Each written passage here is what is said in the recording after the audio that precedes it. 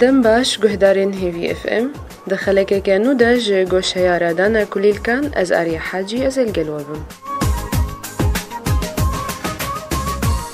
گهدارین هیجا مجارا خلکا میا ایرو چوانیا تکلیا دیو باف بتر سازارو کرا ججارا یکم جچونا دبستانی.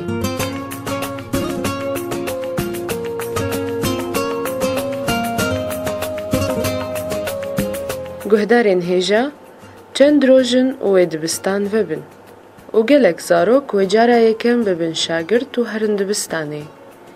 اف یک دبی جه مدرسیه لجم گلک زاروکان و گلک سدمه و مدرسیه هنه یک جه کو زاروک دوری دیو باوی خودی که و جبر بدریجاهی 6 سالان هر تم دهمه زادایی کو باوی خود بو.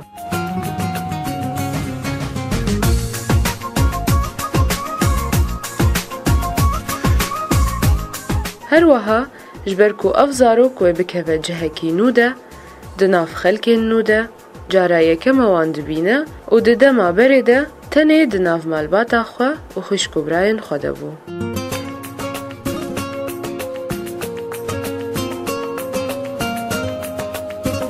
هر وها تکلی و دانستاندنا هشک جی جعالیه هن ماموستیان بشاگرد نوره دهیله کو انطباعه که نباش لجم زاروکه ده درباره دبستانه ده چه ببه.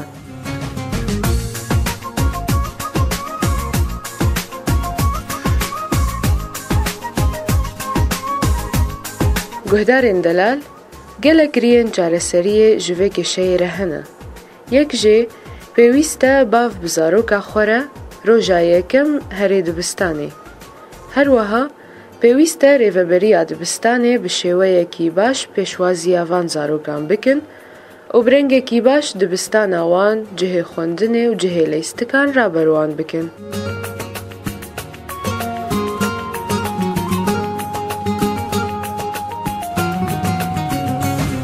پێویستە کو زارۆک بەری ببە شاگرد دەمەکی درەودایەدا بمینە تاکو فێری جەوێ دبستانێ و خوێندنێ ببە.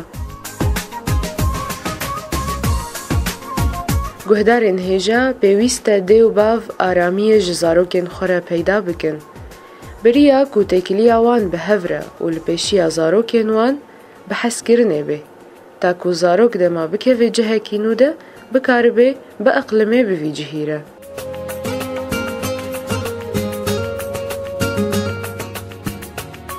Guhdarên hêja ji ber ku rola malbatê mezin e ta ku ev qonaxa han bê pirsgirêk derbas bibe, pêwîst e ku dê û bav ji zarokên xwe re biaxivin li ser dibistanê û li ser giringiya xwendinê û ramana pêşeroja baş bi xwendinê di mejiyê wan de biçînin, ji ber ev yek dihêle ku zarok ji xwendinê û dibistanê hez bike.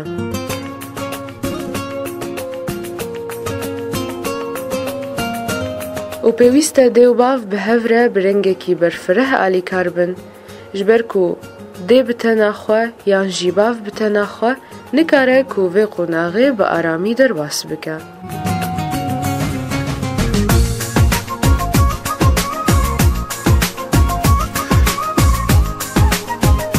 Guhdarên hêvî FM ez bi hêvî me we hin sûde wergirtibin, heta xelekeke dî û mijareke dî ji goşeya radana kulîlkan hûn bimênin xêr û xweşiyê de.